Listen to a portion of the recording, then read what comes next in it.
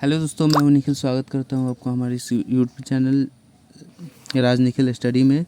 जैसे कि आप लोगों को पता है, कल हम लोग स्टार्ट किया था हिस्ट्री सेशन, जो कि 25 क्वेश्चन का सेशन होगा, जो कि आपको डेली आपको मैं प्रैक्टिस करवाऊंगा।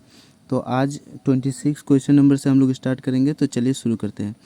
तो जैसे 26 क्वेश्चन में आप लोग देख सकते हैं, और ये एसएससी जीडी आरडब्ल्यूए बुक से कराया जा रहा है, जो कि रोजगार विथ अंकित चैनल का है, और उन्हीं का बुक से आपको ये क्वेश्चन कराया जा रहा है। तो चलिए शुरू करते हैं। 26 क्वेश्चन यहाँ पे देखते हैं। लोह युग का सबसे आम उपकरण डैश था, जिसका उपयोग पेड़ों को काटने, लकड़ी काटने और हथियार के रूप में किया जाता था। तो इसका आंसर हो जाएगा आपका 26 का ऑप्शन हो जाएगा यहाँ पे कुल्हाड़ी, जो कि आपको यहाँ पे कुल्हाड़ी मिलता है, मतलब आंसर इसका कुल्हाड़ी हो जाएगा। तो आपको यहाँ पे कुल्हाड़ी हो जाएगा। उसके बाद आपको 26 नंबर में देखते हैं, निम्नलिखित में से किस नदी का नाम ऋग्वेद में केवल एक बार आया है। तो इसका आंसर हो जाएगा गंगा। और इसके बारे में कुछ हम लोग जान लेते हैं। ऋग्वेद में गंगा नदी का एक बार तथा यमुना नदी का 3 बार उल्लेख हुआ है, मतलब उसमें लिखा हुआ है। ऋग्वेद काल की सर्वाधिक पवित्र नदी सरस्वती तथा सर्वाधिक महत्वपूर्ण नदी सिंधु मानी गई है, ऋग्वेद की, मतलब ऋग्वेद के हिसाब से। उसके बाद क्वेश्चन नंबर 8 देखते हैं। डैश वेद चारों वेदों में सबसे छोटा है, यह हिंदू परंपरा में एक दिव्य स्थिति रखता है और धुनों और मंत्रों का संगार है। तो इसका आंसर हो जाएगा सामवेद। और इस सामवेद के बारे में कुछ जान लेते हैं हम लोग, वेदों से संबंधित महत्वपूर्ण तथ्य। ऋग्वेद के तीसरे मंडल में गायत्री मंत्र उल्लेखित है। उसके बाद सामवेद में यज्ञों के अवसर पर गाए जाने वाले मंत्रों का संग्रह है, जो कि यहाँ पे आप देख सकते हैं। अथर्ववेद में जादू टोना तंत्र मंत्र संबंधित जानकारी उल्लेखित है। यजुर्वेद में कर्मकांडीय वेद है। तो यहाँ पे आपको पता है, मतलब यहाँ पे आपको ये सब वेदों के बारे में दिया गया था। उसके बाद क्वेश्चन 29 में हम लोग देखते हैं, निम्नलिखित में से कौन सा सबसे पुराना वेद है। तो इसका आंसर हो जाएगा ऋग्वेद। सबसे नवीन वेद है अथर्ववेद। उसके बाद गद्य एवं पद्य में लिखित वेद यजुर्वेद है। भारतीय संगीत का जनक सामवेद। ऋग्वेद, सामवेद तथा यजुर्वेद को वेदयत्री भी कहा जाता है। उसके बाद क्वेश्चन 30 आप लोग को यहाँ पे मिल जाता है। निम्नलिखित में से कौन सा पुरातात्विक स्थल वर्तमान भारत में स्थित नहीं है। तो इसका आंसर हो जाएगा मेहरगढ़ की वर्तमान स्थिति बलूचिस्तान पाकिस्तान में है। नवपाषाण कालीन स्थल हुल्लूर कर्नाटक में, चिरान सारण बिहार में तथा महागरा उत्तर प्रदेश में स्थित है। आप लोग यहाँ पे देख सकते हैं। उसके बाद यहाँ पे क्वेश्चन नंबर 31 आपको यहाँ पे मिल जाएगा। वेदों में सबसे पुराना वेद ऋग्वेद है, जिसकी रचना लगभग 3500 वर्ष पहले हुई थी। तो इसका आंसर ये हो जाएगा। ऋग्वेद के अंतर्गत 10 मंडल, 1028 सूक्त तथा लगभग 10,580 ऋचाएँ हैं। ऋग्वेद पढ़ने वाला ऋषि होत्री कहलाता है। ऋग्वेद पढ़ने वाला ऋषि होत्री कहलाता है। ऋग्वेद के 2 ब्राह्मण ग्रंथ है। उसके बाद क्वेश्चन नंबर 32 यहाँ पे देखते हैं हम लोग। डैश शहर कच्छ के रण में खादिर बेट, जिसे बेट भी कहा जाता है, पर स्थित था, जहाँ ताज़ा पानी और उपजाऊ मिट्टी थी।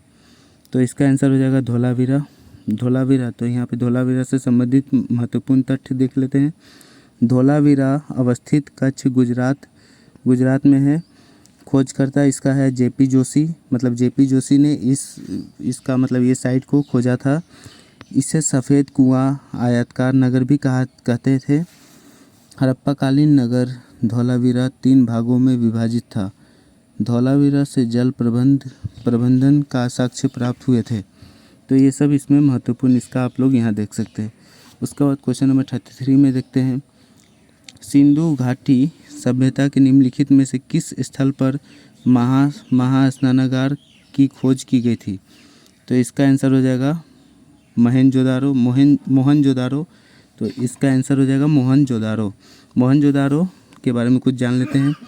नर्तकी की कांस्य मूर्ति, 3 मुख वाले देवता पशुपतिनाथ की मूर्ति, मातृदेवी की मूर्ति आदि तो यहाँ पे मतलब पाई गई है। उसके बाद कालीबंगा देख लेते हैं। जूते जुते हुए खेत, अग्नि पूजा के साक्ष्य आदि यहाँ पे कालीबंगा में पाए गए हैं। लोथल में आप लोग देख सकते हैं बंदरगाह, धान, चावल, 3 युगल समाधियों का साक्ष्य यहीं पे पाया गया है। उसके बाद बनावली, मिट्टी से बना हल यहाँ पे पाया गया है। उसके बाद यहाँ पे क्वेश्चन 34 देख लेते हैं। हड़प्पा कालीन स्थल रंगपुर भारत का किस वर्तमान राज्य में स्थित है? तो इसका आंसर हो जाएगा गुजरात। हड़प्पा कालीन स्थल रंगपुर भारत के गुजरात राज्य में स्थित है। कालीबंगा राजस्थान में, बनावली हरियाणा में तथा धौलावीरा गुजरात में स्थित है। यहाँ पे आप लोग यहाँ देख सकते हैं। तो उसका बाद क्वेश्चन नंबर 35 यहाँ देख लेते हैं। वेद ऋषि कपिल का संबंध भारतीय दर्शन के डैश संप्रदाय से था? तो इसका आंसर हो जाएगा सांख्य संप्रदाय से था। तो प्रमुख दर्शन प्रवर्तक।